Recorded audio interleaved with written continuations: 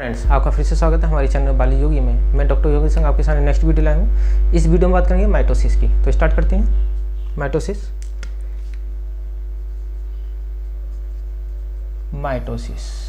माइटो means होता है सम, ठीक है ना, समान, ठीक। और सिस मीन्स होता है डिवीजन। यानी इसमें क्या होता है कि जब कोई सेल डिवाइड करती है तो उसका जीनोम समान रहता है। यानी कह सकते हैं कि क्रोमोसोम की संख्या जो पेरेंटल सेल में होती है वही क्रोमोसोम की संख्या उसकी ऑफिस में होती है। यानी क्रोमोसोम की संख्या में कोई भी रिडक्शन नहीं होता, इक्वल रहते हैं। ओके, तो यह है आपका माइटोसिस। ओके, तो हम इसकी बात कर लेते हैं। क्या होगा इसमें, हम लिख सकते हैं। पहली बात हिस्ट्री की करते हैं बात। हिस्ट्री में सबसे पहले साइंटिस्ट आते हैं W Fleming.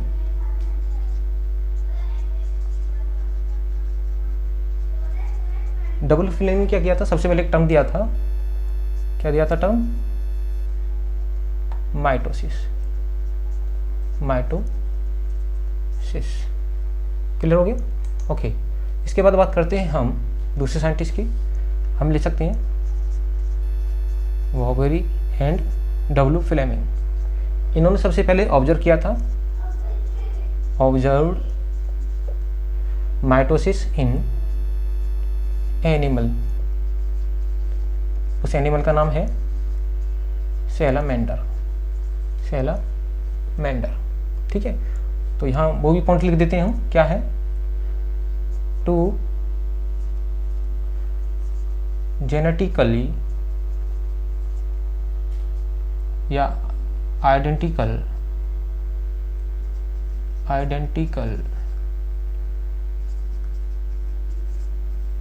Daughter cells formation. Okay, यानी इसमें ये पॉइंट लिख दिया मैंने यहाँ पर कि दोनों जो सेल्स बनती हैं वो जेनेटिकली आइडेंटिकल होती हैं, डॉटर सेल्स, और फॉर्मेशन होता है। ठीक है, ओके। चलिए वापस आते हैं और साइंटिस्ट आपके स्ट्रासबर्गर।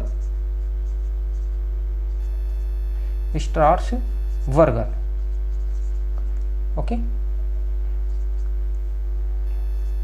इन्होंने भी ऑब्जर्व किया था, लेकिन इन्होंने किया था प्लांट्स में। ठीक है, प्लांट्स में। ओके, चलिए अब बात करते हैं अकरेंस की। कहाँ मिलेगी इसे आपका इस प्रकार का डिवीजन? अकरेंस में देखें आप, ये मिलेगा आपका सभी सोमेटिक सेल्स में।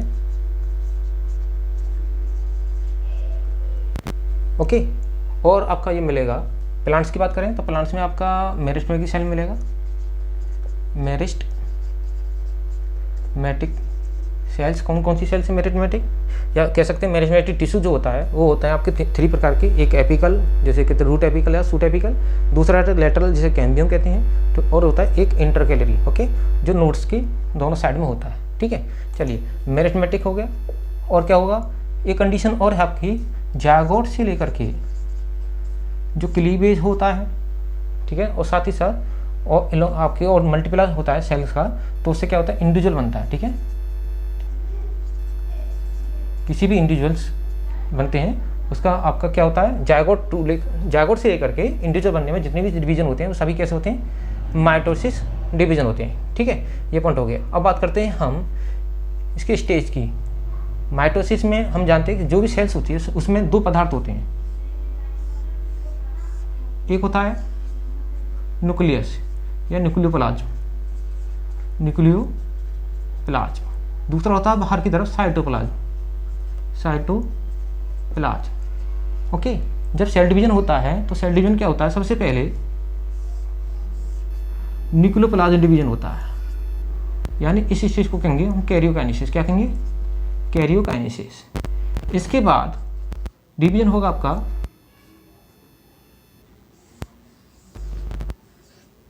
साइटोप्लाज्म का। किसका होगा?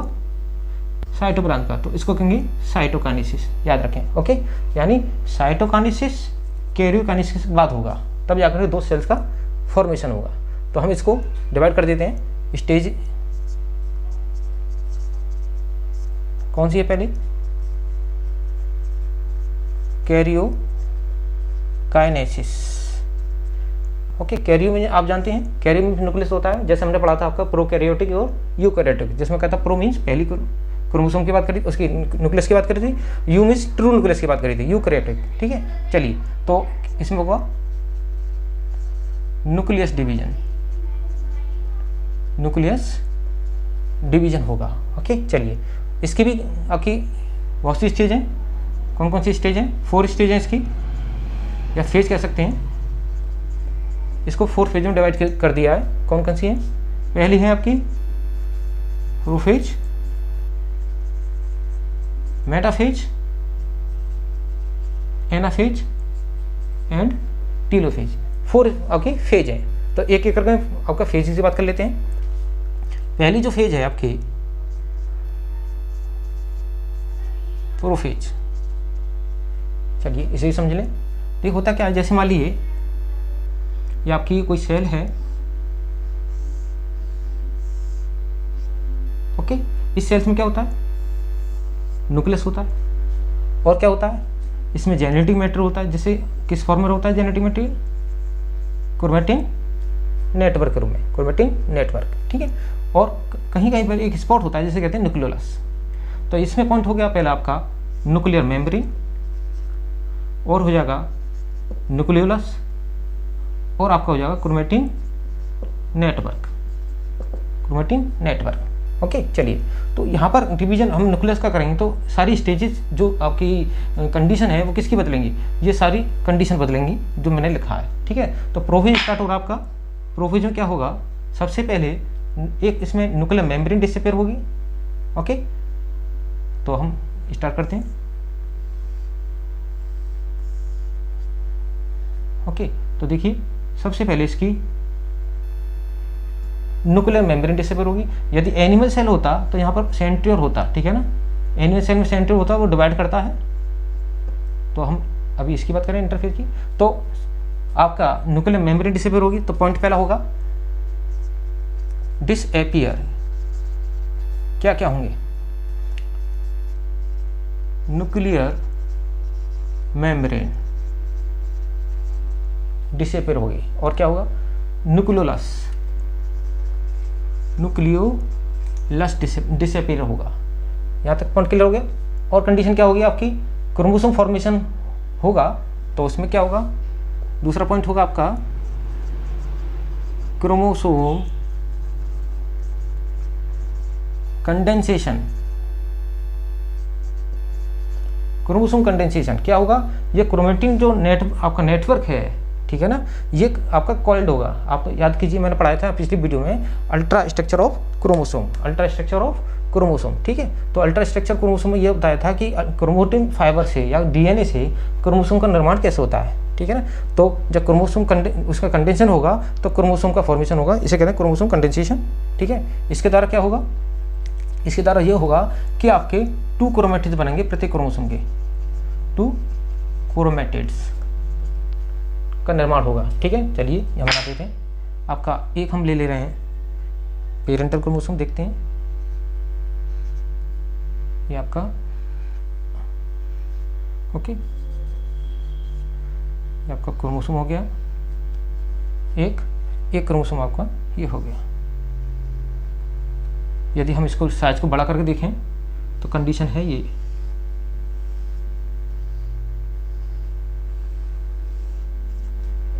ओके, तो यहाँ पर क्या है? यहाँ एक कंडीशन है, यहाँ ये कहलाता है आपका काइनेटोकोर, काइनेटोकोर। और जो सेंटर में है, ठीक है ना, ये क्या आपका सेंट्रोमियर। क्या है? सेंट्रोमियर। और ये दोनों आपके क्या कहलाएंगे? सिस्टर क्रोमेटिड, सिस्टर क्रोमेटिड, याद रखें, सिस्टर क्रोमेटिड्स। ओके, चलिए तो आपका क्रोमेटिड का निर्माण हो गया। ठीक है, अब बात करते हैं आपकी एनिमल सेल में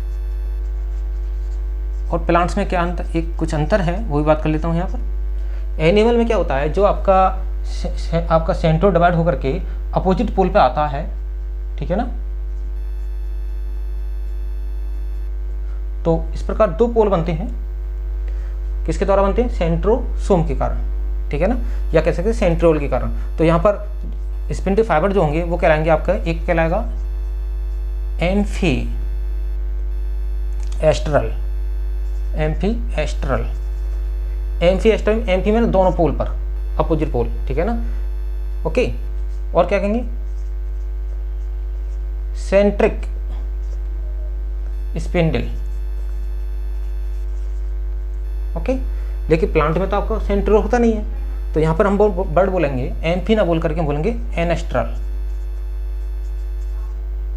एनेस्ट्रल, एम्फी एस्ट्रल ना बोल करके बोलेंगे एनेस्ट्रल। और सेंट्रोमियर होता नहीं है तो बोलेंगे असेंट्रिक, असेंट्रिक स्पिंडल, ओके। चलिए, तो ये पॉइंट हो गया। काइनेटोकोर, एक क्रोमोसोम पर 2 काइनेटोकोर होंगे, एक अपोजिट और दूसरी तरफ अपोजिट, ठीक है ना। चलिए अब बात करते हैं मेटाफेज की। चलिए मेटाफेज,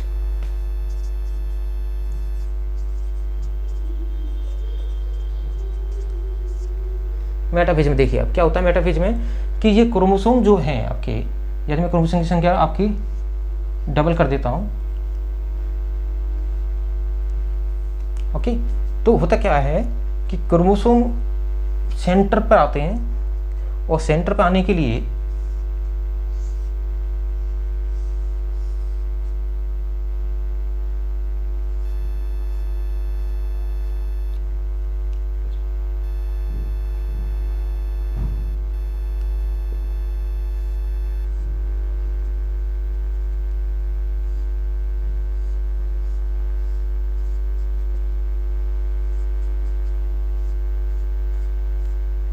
ये कंडीशन हो गई। ये जो रीजन है, इस यहाँ का रीजन सेंटर का, ये कहलाता है इक्वाटोरियल रीजन। क्या बोलेगा, इक्वाटोरियल रीजन। तो लिख दे रहा हूँ, एक वर्ड और आता है कॉन्ग्रेशन। कॉन्ग्रेशन क्या है, कॉन्ग्रेशन है कि chromosome movement to equatorial region, equatorial region यानी इक्वाटोरियल रीजन पर क्रोमोसोम के मूवमेंट, सभी क्रोमोसोम का मूवमेंट एक सेंटर के पर आना, इक्वाटोरियल रीजन पर आने का को कहलाता है आपका कॉन्ग्रेशन, ठीक है। और इस कंडीशन में क्या होता है, स्पिंडल फाइबर जो है इसका फॉर्मेशन होगा, ओके। तो स्पिंडल जो है, स्पिंडल फाइबर 3 प्रकार के होते हैं। एक स्पिंडल फाइबर्स होते हैं आपके पोल टू पोल, वो कहलाएंगे पोलर। कुछ होते हैं जो क्रोमोसोम से अटैच होते हैं, वो कहलाएंगे क्रोमोसोमल, ओके। तो डायग्राम को देख समझिए, ये पोल है, ये पोल है। कुछ होंगे आपके इस प्रकार, ओके, और कुछ होंगे आपके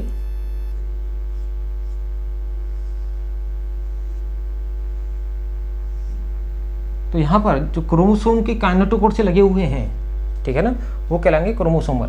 क्रोमोसोमल जो स्पिंडल फाइबर हैं अटैच होते हैं तो काइनेटोकोर, याद रखें, ठीक है ना। तीसरे प्रकार के होते हैं जो एनाफेज में प्रकट होंगे आपके सामने, inter chromosomal, inter chromosomal spindle fibre, ठीक है। तो अब बात करते हैं स्पिंडल फाइबर किसके बने होते हैं, ट्यूबुलिन प्रोटीन्स के। ट्यूबुलिन प्रोटीन निर्माण करती है माइक्रोट्यूबुल्स का, ठीक है ना, किसका निर्माण करती है, माइक्रोट्यूबुल्स का। और ट्यूबुलिन प्रोटीन जो होती है सल्फर रिच प्रोटीन होती है, सल्फर रिच प्रोटीन होती है, याद रखें। तो कितनी परसेंट ट्यूबुलिन प्रोटीन, 75% लगभग ट्यूबुलिन प्रोटीन्स होती है जो आपके माइक्रोट्यूबुल्स का निर्माण करती है, और आपका सल्फर रिच प्रोटीन है। और एक चीज़ बता दूं, यहाँ पर स्पिंडल फाइबर में किसी कंपटीशन आप देखेंगे कि आरएनए की मात्रा भी प्रेजेंट दिखाई गई है, 3% आरएनए भी बताया है, ठीक है ना, याद रखें। सल्फर रिच प्रोटीन हो गई। अच्छा, अब बात करते हैं जो माइक्रोट्यूबुल्स हैं, तो काइनेटोकोर पर कितने माइक्रोट्यूबुल्स लगे होते हैं, यहाँ मैंने बंद दिखाया है, हो सकता है एक से ज़्यादा हो, ठीक है। तो कंडीशन क्या होगी, जो आपका क्रोमोसोम है, इस प्रकार समझिए, ये क्रोमोसोम है आपका, तो यहाँ पर काइनेटोकोर्स की संख्या कितनी है, सॉरी स्पिंडल फाइबर की संख्या कितनी है, किस पर, काइनेटोकोर रीजन पर। तो इसकी बात कर लेते हैं, माइक्रोट्यूबुल्स, ठीक है। माइक्रोट्यूबुल्स में पहला लीजिए 1 माइक्रोट्यूबुल्स,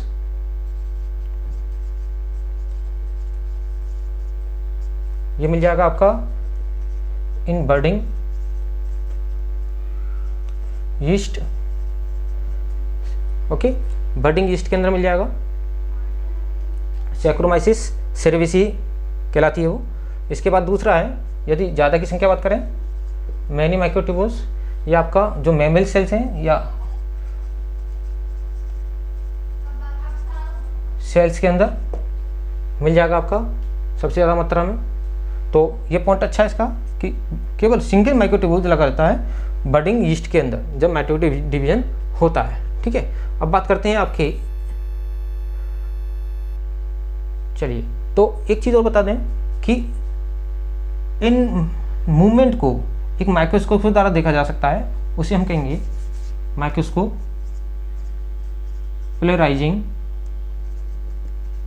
पोलराइज्ड जो माइक्रोस्कोप होता है उसकी बात कर रहे हैं, माइक्रोस्कोप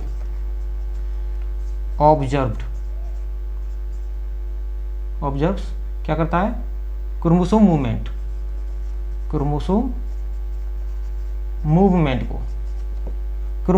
को एब्जॉर्व करता है, ठीक है। चलिए अब बात करते हैं आगे, ये हो गया आपका। इसके बाद बात करेंगे हम एनाफेज की, किसकी बात करेंगे, एनाफेज, मेटाफेज हो गया, एनाफेज देखिए आप नंबर 3,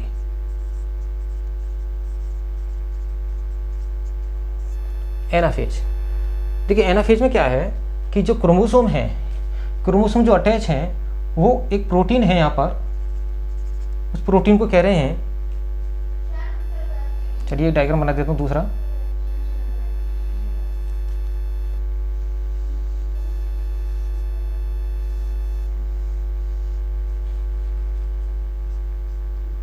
यहाँ पर प्रोटीन है एक, उसे कह रहे हैं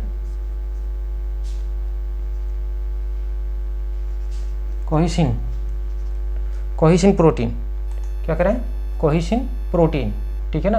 ये प्रोटीन क्या करती है, जो आपके सिस्टर क्रोमेटिड है इनको अटैच रखती है, ओके, जोड़े रखती है एक दूसरे के साथ, पहली बात। दूसरी बात ये है कि आप ये समझ लीजिए कि इसका डिग्रेडेशन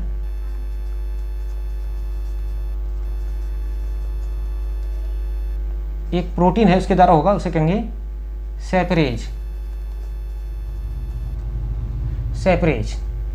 ठीक है ना। ये सेपरेज क्या करती है, सेपरेज एक प्रोटीन और है, ऐसे समझ लीजिए आप,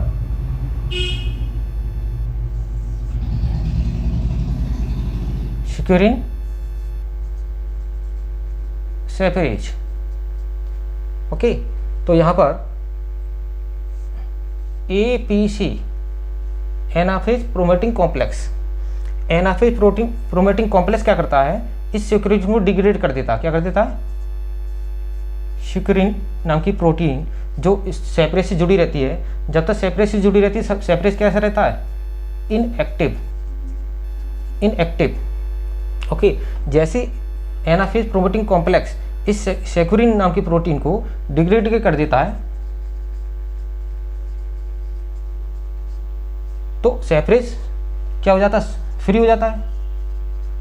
वो सेपरेज फ्री होते ही कैसा हो जाएगा, एक्टिव, कैसे हो जाएगा, एक्टिव। और ये एक्टिव सेपरेज क्या करेगा, कोडेसिन नाम की जो प्रोटीन है, ठीक है ना, इसको क्या करेगा, डिग्रेड कर देगा। जैसे ही कोहेसिन नाम की प्रोटीन का डिग्रेडेशन होगा, दोनों सिस्टर क्रोमेटिड्स क्या होंगे, सेपरेट हो जाएंगे। तो क्या करेगा ये, कोहेसिन डिग्रेडेशन, दैट इज क्या होगा फिर, सिस्टर क्रोमेटिड सेपरेशन याद रखें। फिर बता रहा हूँ, एक बार सुन लीजिए। सेपरिन नाम की प्रोटीन सिक्रीन से अटैच है और सिक्रीन क्या है, वो सेपरेज को इनएक्टिवेट करती है। जैसे ही एनाफेज प्रोबेटिंग कॉम्प्लेक्स एक्टिवेट होता है या इसको इसके अटैच का इसको क्या करेंगे, इसको सेपरेट कर देता है, तो सेक्रीन प्रोटीन क्या होती है, इसका डिग्रेडेशन होता है एनाफेज प्रोबेटिंग कॉम्प्लेक्स के कारण, प्रोबेटिंग कॉम्प्लेक्स के कारण।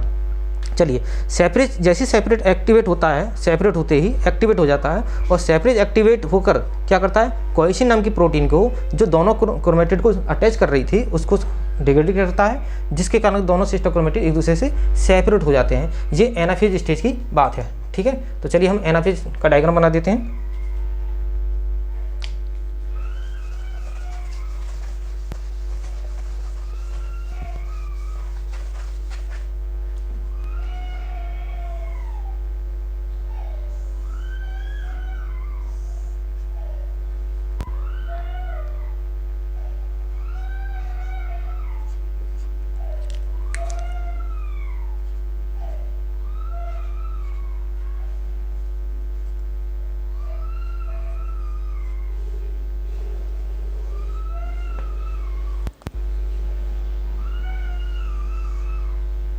ओके, तो यहाँ पर आप देखें दो प्रकार के फाइबर्स हैं। एक ऐसे फाइबर्स हैं जो क्रोमोसोम को अटैच खींच रहे हैं,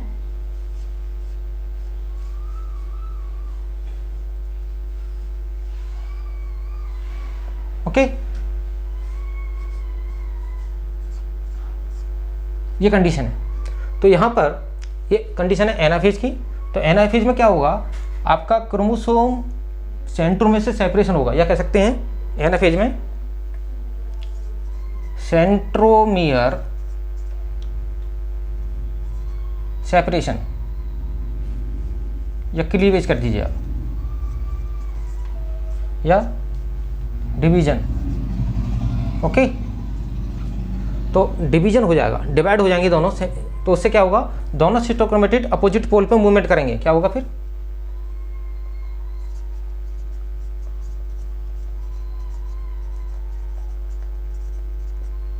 सेपरेट हो जाएंगी। फिर क्या करेंगी, movement to pole, opposite pole, opposite pole. Clear हो गया। तो उससे क्या होगा, दोनों आपके जो सिस्टर क्रोमेटिड हैं अपोजिट पोल की तरफ मूवमेंट करेंगे। लेकिन यहाँ पर दो रिएक्शन होती हैं, वो दोनों बात कर लेता हूँ। एक वर्ड आता है रीपोलराइजेशन और एक वर्ड आता है डीपोलराइजेशन। अंतर क्या है इसमें, ठीक है। रीपोलराइजेशन का मतलब हो गया कि पुनः ये आपके जो स्पिंड फाइबर्स होते हैं अपोजिट दिशा में पॉजिटिव एंड होते हैं स्पिंड फाइबर की या माइक्रोट्यूब्यूल्स की, ओके, या कह सकते हैं प्लस एंड होता है। तो यहाँ पर क्या होता है, ये प्लस एंड है, ये प्लस एंड है, ओके। लेकिन यहाँ पर जो काइनेटिक कोर है, यदि मैं इसको डायग्राम बड़ा करके दिखाऊं, ऐसे समझ लीजिए, इसके अंदर माइक्रोट्यूब्यूल्स हैं। तो माइक्रोट्यूब्यूल्स का यहाँ पर जो पॉजिटिव एंड है इसका डिग्रेडेशन होता है। क्या होता है, डिग्रेडेशन। तो यह कह सकते हैं हम डीपोलराइजेशन। क्या होगा, यहाँ पर होगा डीपोलराइजेशन। इससे क्या होगा, माइक्रोट्यूब्यूल छोटा होगा, ट्यूबुलिन प्रोटीन डिग्रेड होंगी, जिससे कि माइक्रोट्यूब्यूल्स की संख्या कम होती जाएगी, सॉरी ट्यूब्यूल्स की संख्या कम होती जाएगी ट्यूबुलिन प्रोटीन की, और माइक्रोट्यूब्यूल्स शॉर्ट होता जाएगा और उसका मूवमेंट कैसा हो जाएगा, पोल की तरफ। ओके, चलिए, तो पहला पॉइंट हो गया आपका डीपोलराइजेशन कहाँ होगा, इन काइनेटोकोर, यानी कह सकते हैं ट्यूबुलिन सेपरेशन होगा, या कह सकते हैं रीपोलराइजेशन कहाँ हुआ, रीपोलराइजेशन होगा इंटर क्रोमोसोमल स्पिंडल फाइबर में। किसमें होगा, इंटर क्रोमोसोमल स्पिंडल फाइबर में। तो इसमें क्या होगा कि यहाँ पर आपकी ट्यूबुल्स की संख्या ऐड होगी, जिससे ये स्पिंडल फाइबर की संख्या बढ़ेगी, यानी माइक्रोट्यूबुल्स की इलोंगेशन होगा, जिससे क्या होगा, दोनों माइक्रोट्यूबुल्स एक दूसरे के ऊपर स्लाइड करेंगे। इस प्रकार इनकी संख्या भी बढ़ेगी, जैसे जैसे संख्या बढ़ेगी ये ठीक है टिप से, और वैसे वैसे ये स्लाइडिंग करेंगे। इससे क्या होगा, ये पोल आपके अपोजिट दिशा में जाएंगे। इससे क्या होगा, आपका पोल अपोजिट दिशा में मूवमेंट करेगा, यानी कह सकते हैं पोलर मूवमेंट। क्या होगा? Polar movement. तो यहाँ दो प्रकार के मूवमेंट हो गए, आपका रिपोलराइजेशन होगा in plus end of inter chromosomal microtubules spindle fibre. तो इसके कारण होगा पोलर मूवमेंट। क्या होगा? Polar movement. लेकिन आपका डीपोलराइजेशन के कारण क्या होगा? आपका डीपोलराइजेशन के कारण क्या होगा? Chromosomal movement. ठीक है ना? इसके द्वारा होगा क्रोमोसोमल मूवमेंट। क्रोमोसोमल मूवमेंट जो होगा वो अर्ली स्टेज में होगा। कैसे होगा? अर्ली स्टेज में। ओके। और ये आपका जो इंटर क्रोमोसोमल फाइबर के एलोंगेशन जो होगा वो लेट एनाफेज में होगा। अर्ली एनाफेज और लेट एनाफेज। ठीक है। तो लेट एनाफेज में क्या होगा? Polar movement. अर्ली में क्या होगा? एनाफेज में आपका क्रोमोसोमल मूवमेंट। यहाँ तक क्लियर हो गई? ठीक है। तो ये आपका यहाँ तक बात हो गई। ये मैंने थोड़ा एक्स्ट्रा पॉइंट बता दिया आपको। इसके बाद बात करेंगे हम आपकी टीलोफेज की। ठीक है ना? चलिए 4 स्टेज यहीं ले लेते हैं। टीलोफेज। ठीक है। टीलोफेज में क्या होगा? टीलोफेज में आपका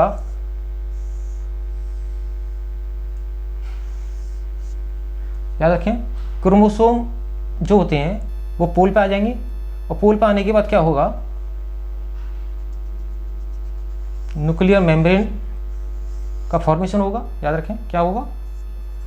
न्यूक्लियर मेम्ब्रेन फॉर्मेशन होगा। ओके। और क्या होगा? आपका काइनेटोकोर डिसअपीयर हो जाएगा। साथ ही साथ जो आपका क्रोमोसोम है उसका भी डिसअपीयर हो जाएगा, और वो ओपन हो जाएगा। क्या बनाएगा? क्रोमैटिन नेटवर्क और न्यूक्लियोलस।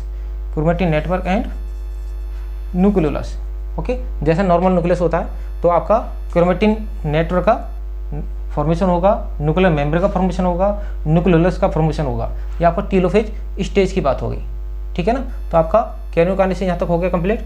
कुछ और बात कर लेते हैं। यहाँ पर एक चीज़ और बता दूँ आपका, जो आपका क्रोमोसोमल मूवमेंट अर्ली मूवमेंट होता है वो माइक्रोट्यूब्यूल्स की बात करी थी। और माइक्रोट्यूब्यूल्स में जो मूवमेंट होता है उसमें एक प्रोटीन काम करती है डायनिन एंड आपका एक प्रोटीन और है काइनेसिन। डायनिन एंड काइनेसिन। तो इसके द्वारा क्या होता है? पुलिंग फोर्स उत्पन्न होता है। ठीक है ना? और यहाँ पर क्या है? यहाँ पर जो पुलिंग फोर्स उत्पन्न हो रहा है, पोलर मूवमेंट है, वो केवल किसके द्वारा हुआ? एस्ट्रल माइक्रोट्यूब्यूल्स के कारण। जो एस्ट्रल माइक्रोट्यूब्यूल्स हैं इनके कारण। एस्ट्रल ही आपका इंटर क्रोमोसोमल माइक्रोट्यूब्यूल जो है आपका क्रोमोसोमल, आपका इंटर क्रोमोसोमल जो स्पिंडल फाइबर है वो क्या है? एक माइक्रोट्यूब्यूल्स है। किसका है? एस्ट्रल का।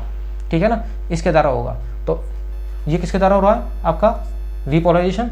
और ये क्रोमोसोम मूवमेंट हो रहा है डीपोलराइजेशन के कारण। तो आपका टीलोफेज कंप्लीट होगा। इसके बाद करेंगे साइटोकाइनेसिस। इसके बाद बात करते हैं साइटोकाइनेसिस।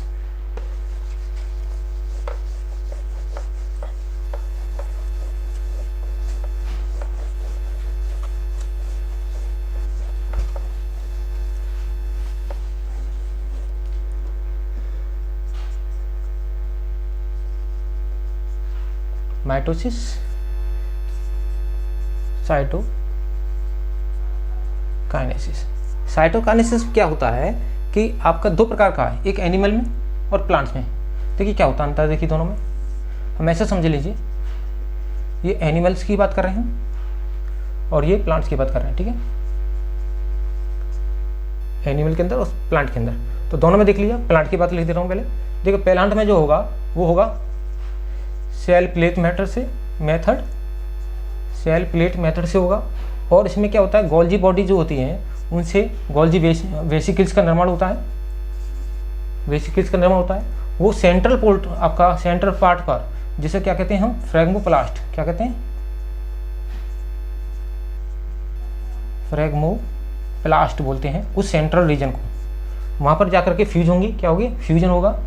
और फ्यूज होकर के बनेंगी ओके वेसिकल फ्यूजन होगा। वेसिकल फ्यूजन से क्या बनेगा? Cell plate. यहाँ तक क्लियर हो गया? अच्छा जी। और क्या बात है? सेल प्लेट जो है वो ग्रो करेगी सेंट्रीफ्यूगल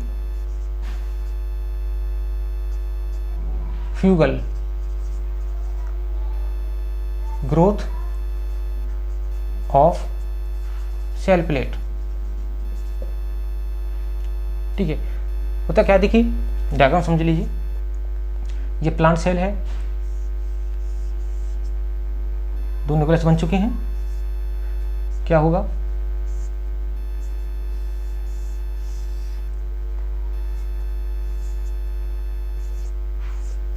जो आपकी गोल्जी बॉडी है, गोल्जी बॉडी से छोटी छोटी वेसिकल्स मूवमेंट करेंगी, केयर मूवमेंट के सेंटर पार्ट की तरफ, और यहाँ पर आपके ये फ्यूज होंगे। तो ये रीजन क्या कहलाया हमने, फ्रेगमोप्लास्ट। इस रीजन में फ्यूजन होगा, और फ्यूजन के बाद क्या होगा, एक प्लेट जैसी स्ट्रक्चर बनेगी। वो प्लेट का ग्रोथ जो होगा बाहर की तरफ होगा, ग्रोथ जो होगा बाहर की तरफ होगा, राइट, क्लियर, सब तरफ होगा। तो ये ग्रोथ जो कहलाएगी, कैसे कहलाएगी, बाहर की तरफ मूवमेंट, सेंट्रीफ्यूगल। ओके, चलिए, तो ये आपका अंत में क्या होगा, ये प्लेट जो है पूरे में ग्रो कर जाएगी। तो उससे क्या होगा, पूरी सेल वाल का निर्माण हो जाएगा। मिडिल लेमेला बनेगा पहले, फिर इसके बाद प्राइमरी सेल और सेकेंडरी सेल वाल। एनुअल बात कर लें, यहाँ पर हमने सेल प्लेट मेथड दिया है, यहाँ पर होगा फोरो मेथड। फोरो, कहीं कहीं आप देखेंगे क्लीवेज, जो सेल सेपरेट हो जाती है क्लीवेज मेथड से, ठीक है ना, मेथड। और एक रिंग बनेगी ऑफ कॉन्ट्रैक्टाइल प्रोटीन की बनेगी। कॉन्ट्रैक्टाइल प्रोटीन कौन सी हैं, जैसे एक्टिन एंड मायोसिन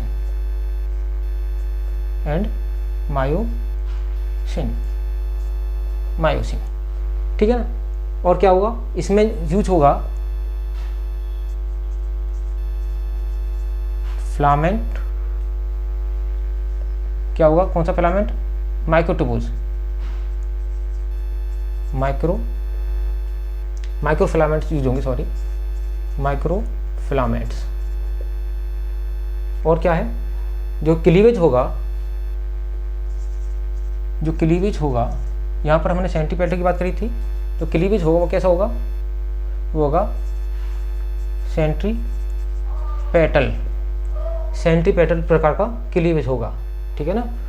चलिए, तो अब देखिए क्या होगा, इसमें कंडीशन ये है, ये सेल है आपकी, एनिमल सेल में सेल वाल होती नहीं, ठीक है ना, दो न्यूक्लियस बन चुके हैं। इसके बाद क्या होगा, यहाँ पर एक रिंग का निर्माण होगा।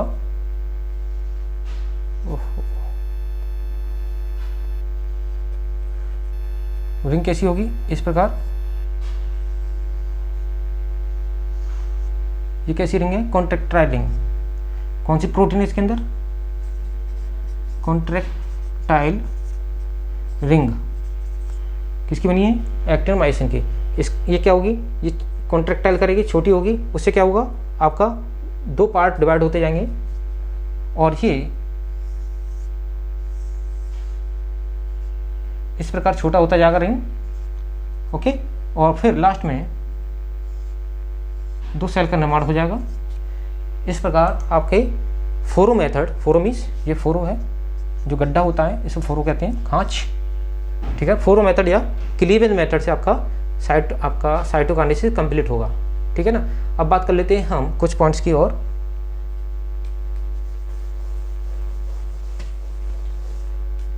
हम ले लेते हैं माइटोटिक पॉइजन। माइटोटिक पॉइजन कौन कौन से हैं, इसकी बात कर लेते हैं, ठीक है। देखिए, एक है आपका साइनाइड है, एजाइड है, ठीक है ना, एजाइड एंड साइनाइड। ये क्या करेंगे, ये करेंगे आपका इनहिबिट प्रोफेज को इनहिबिट कर देंगे। दूसरा है आपका कॉल्चिसिन। कॉल्चिसिन ये क्या करेगा, ये इनहिबिट करेगा फॉर्मेशन ऑफ स्पिंडल। स्पिंडल के फॉर्मेशन को ब्लॉक करेगा, क्योंकि इसका काम क्या होता है, ये क्या करता है कि माइक्रोट्यूब्यूल्स का फॉर्मेशन नहीं होने देता। सॉरी, क्यों नहीं होता, कि ट्यूबुलिन जो प्रोटीन है वो पॉलीमराइजेशन नहीं करती, ठीक है ना, ये चिपक आपकी एक दूसरे से अटैच नहीं होती है, ये काम करता है। टैक्सोल, एक है टैक्सोल। टैक्सोल करेगा क्या, रखेगा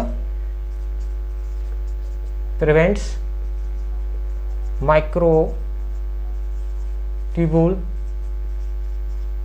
शॉर्टनिंग। ओके, माइक्रोट्यूबुल्स का शॉर्टनिंग नहीं होगी, जिससे क्रोमोसोम मूवमेंट नहीं होगा, ठीक है ना। और क्या है, और भी है आपके एक है आपका साइटोकैलासिन।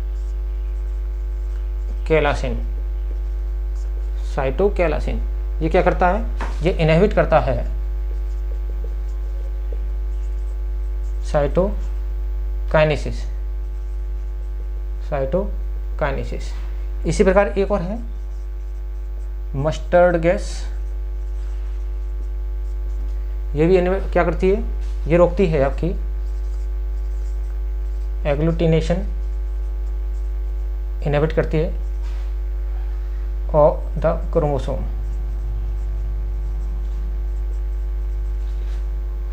सॉरी, एग्लूटिनेट कर देती है, सभी क्रोमोसोम को जोड़ देती है मस्टर्ड गैस। बात क्लियर हो गया। अब बात करते हैं सिग्निफिकेंस की।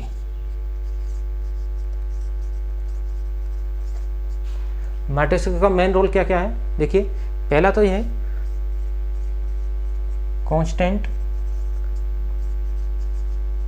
Chromosome number. डिवीजन जब होता है तो क्रोमोसोम की संख्या समान बनी रहती है, ठीक है। दूसरा क्या है, वाउंड हीलिंग, जो घाव हो जाते हैं बॉडी पर वो आपका हील करने में हेल्प करता है। दूसरा क्या है, जो आपकी स्किन जो होती है एपिडर्मिस, ओके, ये रिमूव होती जाती है और न्यू स्किन आती जाती है, ओके। एक तो ये भी हो सकता है, या कह सकते हैं replacement of old keratinised skin या एपिडर्मिस, ओके, एक ही हो गया। और क्या हो सकता है, रीजनरेशन और रिपेयर ऑफ लॉस्ट, देख सकते हैं लॉस्ट करते हैं ज़्यादा अच्छा, लॉस्ट पार्ट्स ऑफ बॉडी कर दीजिए।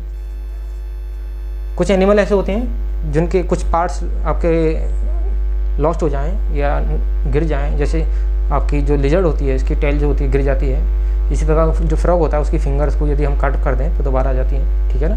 तो वो क्या था, रीजनरेशन यानी रिपेयर हो जाना। इसी प्रकार स्पंज है, रीजनरेशन पावर उसमें बहुत ज़्यादा होती है।